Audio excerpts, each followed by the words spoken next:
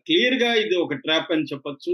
ఎందుకంటే శాంతి చర్చలకు వెళ్తూ ఉండి, శాంతి చర్చలను 5 దఫాలు ముగించి, ఆరో దఫా జూన్ 15న ఉంది. అబ్బాస్ ఆహ్, Araghchi and Steve Witkoff, America తరపున స్టీవ్ విట్కాఫ్, ఇరాన్ తరపున వాళ్ళ ఫారెన్ మినిస్టర్ అబ్బాస్ అరాగ్చి, వీళ్ళిద్దరూ కూడా ఖతార్‌లో చర్చలు చేస్తున్నారు.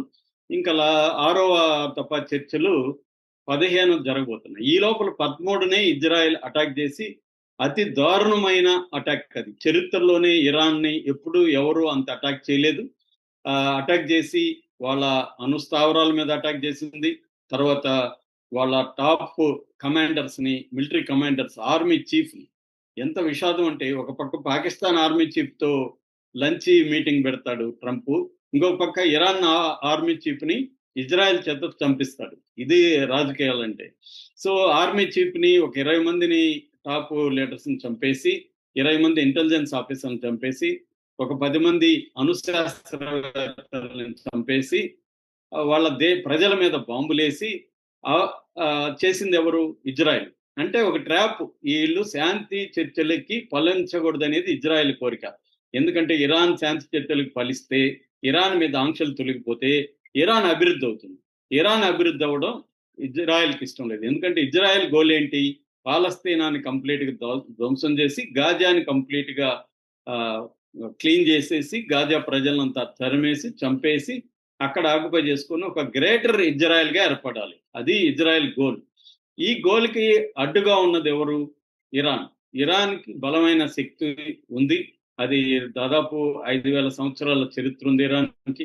బలమైన శక్తి ఉంది. అట్లాగే మిగతా దేశాల్లో గూడా తన షియా మిలిటెంట్ గ్రూపుల్ని, ఇటు హిజ్బుల్లా లెబనాన్‌లో, హౌతీ యెమెన్‌లో హౌతీల్ని, పాలస్తీన్‌లో హమాస్‌ని, సిరియా అండ్ ఇరాక్‌లో షియా మిలిటెంట్స్‌ని అది ఆర్గనైజ్ చేసి యాక్సిస్ ఆఫ్ రెసిస్టెన్స్ పేరుతో ఇజ్రాయెల్‌ని గట్టిగా ఎదుర్కొంటూ ఉంది. సో ఇరాన్‌ని గాని బలహీనపరిచేస్తే, ఇరాన్‌ని కూడా ఒక ఇరాక్ లాగా, ఒక సిరియా లాగా, ఒక లిబియా లాగా ధ్వంసం చేసి, అక్కడ తన అనుకూలమైన పప్పెట్ ప్రభుత్వాన్ని ఏర్పాటు చేసుకుంటే, తన గోల్‌కి తిరుగుండదనేది ఇజ్రాయెల్‌కి ఉంది.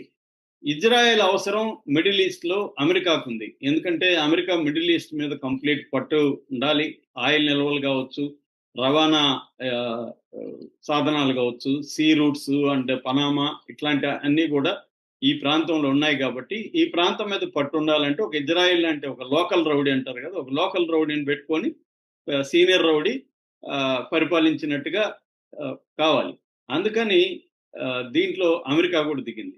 సో అమెరికా, ఇజ్రాయెల్ అన్ని రకాల ఇంటర్నేషనల్ చట్టాలను బ్రేక్ చేసి అమెరికా అయితే తన సొంత చట్టాలను కూడా బ్రేక్ చేసి, ఈవెన్ కాన్స్టిట్యూషన్ కూడా బ్రేక్ చేసి, ఎందుకంటే ఇలాగా ఒక దేశం మీద అటాక్ చేయాలంటే కాంగ్రెస్ పర్మిషన్ ఉండాలి. అదేమీ తీసుకోకుండానే ఇరాన్ మీద 3 బాంబులేసానని ప్రకటించుకున్నాడు. సక్సెస్‌ఫుల్‌గా నేను ధ్వంసం చేసేసానని ప్రకటించుకున్నాడు.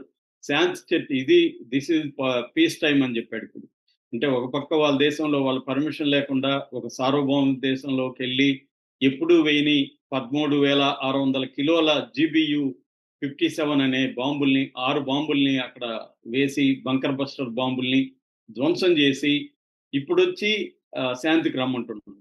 సో ఇప్పుడు ఇరాన్ గాని శాంతికి రాకపోతే మేము ఇరాన్‌ని ధ్వంసం చేస్తామని పిలుస్తున్నారు.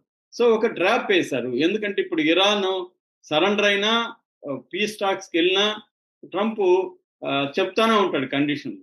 నేను చెప్పినవన్నీ చేయండి అంటాడు. అవన్నీ చేసే పరిస్థితి లేదు. ఎందుకంటే వాళ్ళ దేశం కూడా బతకాలి కదా!